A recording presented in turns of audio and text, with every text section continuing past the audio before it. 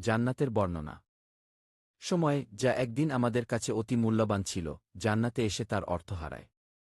এখানে নেই ক্লান্তি, নেই অপেক্ষা, নেই হারানোর ভয়। শুধু আছে চিরস্থায়ী শান্তি।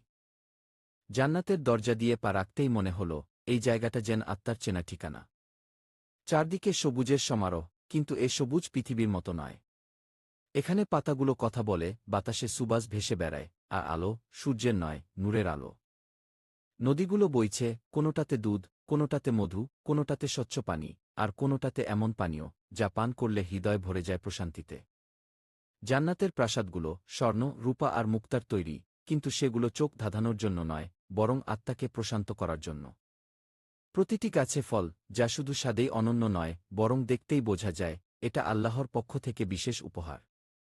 এখানে কেউ একা নয়। কারণ জান্নাত একাকিত্বের জায়গা না, এটা মিলনের জায়গা। হঠাৎ দূর থেকে ভেসে আসে পরিচিত এক অনুভূতি, মায়ের মমতা, বাবার ছায়া, ভাইয়ের নির্ভরতা, বোনের নিঃশর্ত ভালোবাসা।